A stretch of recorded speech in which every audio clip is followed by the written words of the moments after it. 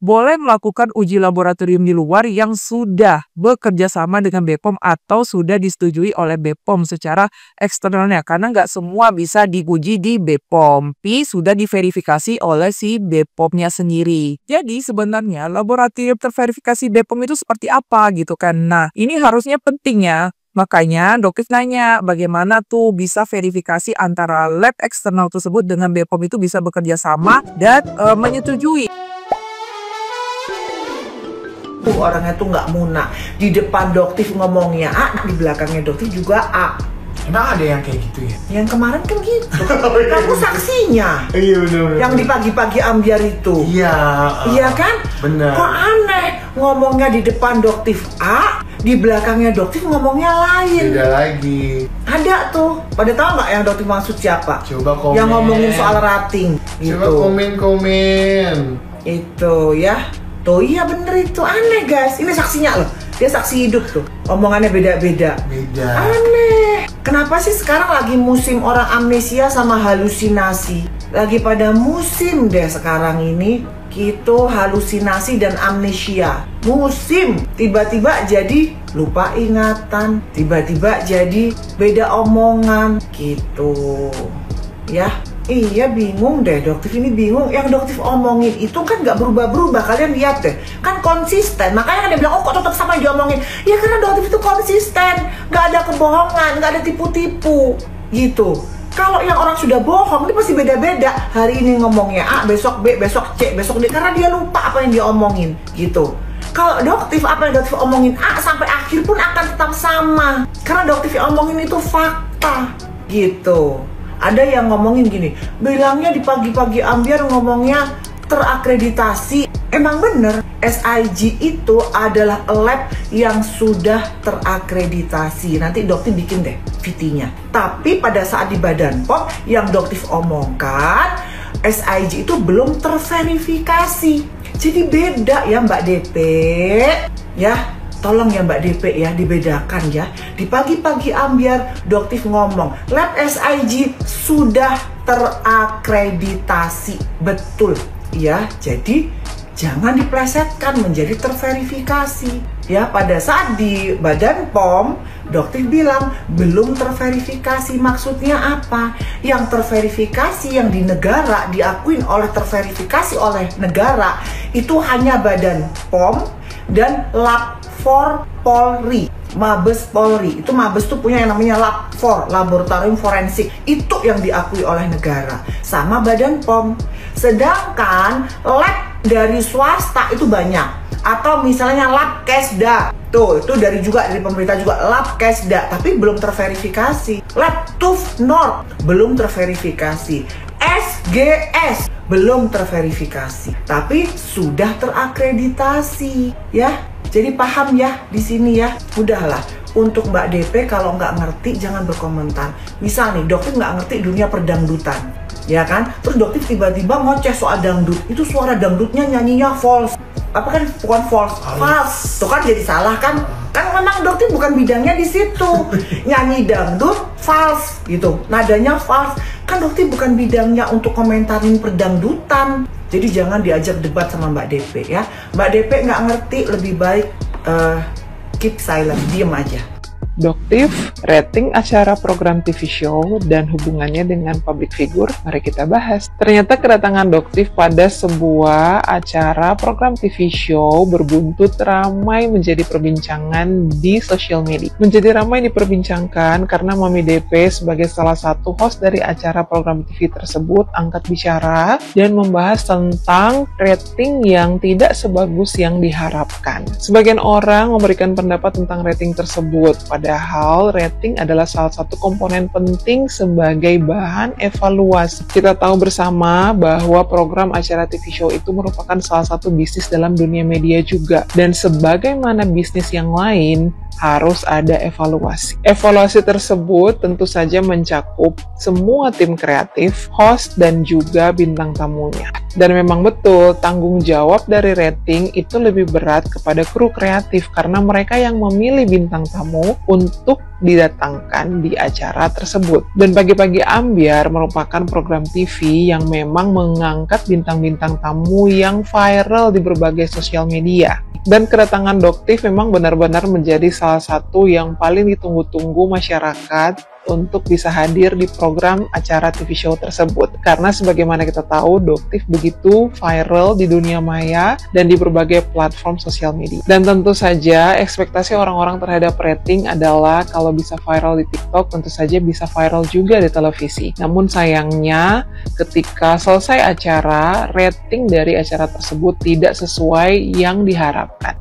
Dan sebagai orang yang berkompeten, Mami DP pun memberikan pandangannya terhadap rating tersebut. Tapi sayangnya ini di-counter oleh berbagai kalangan termasuk oleh Doktif sendiri pada satu sesi acara live-nya. Sampai mengungkit tentang bayaran yang bernominal 1 juta rupiah. Dalam live tersebut, Doktif seolah-olah mencoba memberikan pandangan bahwa itu tidak sesuai dengan harapan karena dia lebih mending menjaga kliniknya saja daripada datang dan menghabiskan waktu di sana dan hanya dibayar dengan 1 juta rupiah saja. Pertanyaannya, Doktif sekarang adalah seorang influencer yang sudah sangat akrab dengan dunia red card. Dan sebagai bintang tamu, tentu saja hak setiap bintang tamu untuk memberikan red card-nya kepada pihak kreatif dari sebuah acara. Apakah nilai 1 juta rupiah itu adalah nilai yang tertera pada red card Doktif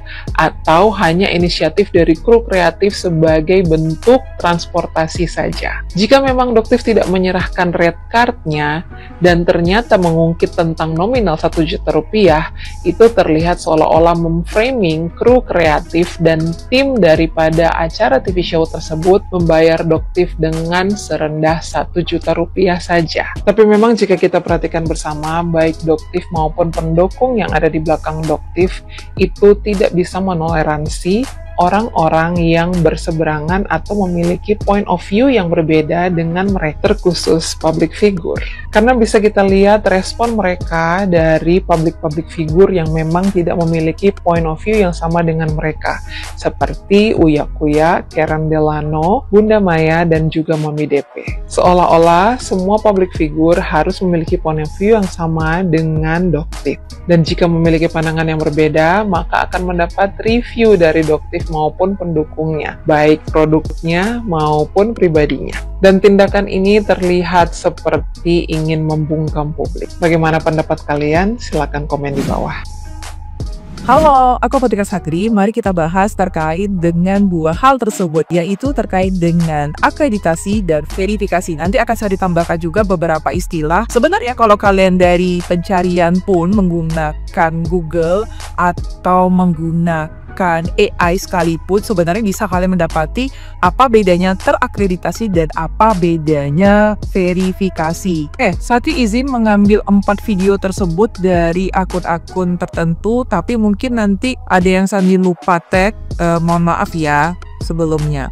Untuk Mbak DP, Sandi salam kenal ya. Jadi memang ada beberapa hal yang perlu diluruskan dari perkataan Mbaknya memang. Karena yang ditakutkan di sini adalah nanti ada mispersepsi antara masyarakat, apalagi ada beberapa yang tidak mencari tahu lebih dalam terkait dengan hal tersebut. Kita bahas dulu terkait dengan akreditasi ya. Jadi ini saya diambil di salah satu situs webnya SIG sendiri, yaitu PT Saraswati Indograde atau yang dikenal dengan SIG, itu punya nomor registrasi yaitu sekian ya. Adalah sebuah laboratorium pengujian berlokasi di mana, terus dia sudah terakreditasi. Jadi kalau sudah pakai ISO atau ESC ini, berarti dia nanti akan standarnya menuju ke GMP.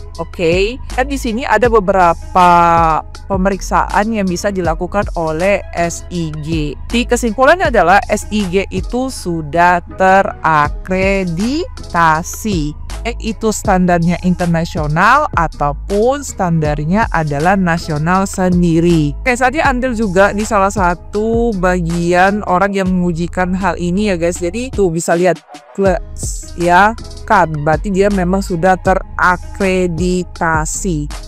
Untuk terakreditasi ini banyak sekali ya labnya. Bisa jadi nanti Labkos juga terakreditasi, Intertek juga terakreditasi, terus ZDA itu sudah terakreditasi, dan masih banyak lab lagi yang terakreditasi. Nah, kalau sudah terakreditasi, bahwasanya lab tersebut bisa melakukan pengujian sesuai dengan apa yang sudah mereka terapkan di SOP mereka atau standar operasional mereka masing-masing. Dan teman-teman bisa nonton video saya kedua, bahwasanya Doktif juga memberikan verifikasi di Humas BPOM itu. Langsung bilang bahwasanya labnya itu ya pengujiannya itu sudah beberapa kali dan juga sudah terakreditasi dan belum terverifikasi. Aja dari Google biar teman-teman juga bisa telusur terkait dengan akreditasi. Jadi akreditasi itu adalah proses penilaian formal oleh lembaga independen untuk menentukan apakah suatu laboratorium memenuhi standar kompetensi tertentu,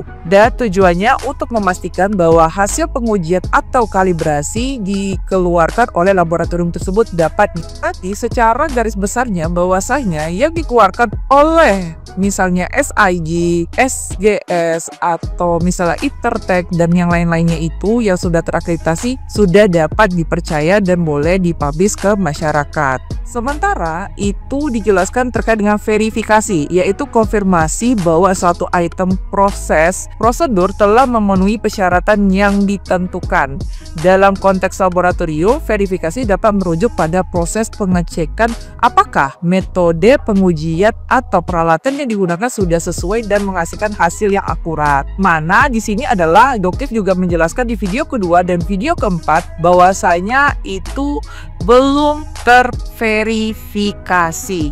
Nah, sementara verifikasi di sini adalah verifikasi yang disesuaikan dengan BPOM. Nah, tinggal BPOM apakah menyetujui terkait dengan verifikasi dari uji-uji yang sudah dilakukan oleh lab-lab yang ada di luar atau lab eksternal. Nah, ada di beberapa hal di peraturan BPOM itu dijelaskan bahwasanya boleh melakukan uji laboratorium di luar yang sudah bekerja sama dengan BPOM atau sudah disetujui oleh BPOM secara eksternalnya, karena nggak semua bisa diuji di BPOM, tapi sudah diverifikasi oleh si BPOM-nya sendiri. Jadi sebenarnya laboratorium terverifikasi BPOM itu seperti apa gitu kan. Nah, ini harusnya penting ya. Makanya Doktif nanya bagaimana tuh bisa verifikasi antara lab eksternal tersebut dengan BPOM itu bisa bekerja sama dan menyetujui. Misalnya kayak pengujian suplemen kan nggak semuanya bisa dilakukan di BPOM. Nah, itu menggunakan lab eksternal. Ada di bagian bawahnya itu terkait dengan pengujian laboratorium di luar, nanti baru dikasih ke BPOM, nanti ke BPOM akan meng-cross check kembali apakah sudah pengujian itu yang dari lab eksternal itu terverifikasi. Nah, baru nanti akan keluar izin edarnya. Seperti itu contohnya. Produk-produk kosmetik juga sama. Apa tujuannya itu adalah pertama menjamin keamanan dan mutu produk yang pastinya. Yang kedua adalah melindungi kesehatan masyarakat. Yang ketiga adalah meningkatkan kepercayaan dari masyarakatnya sendiri.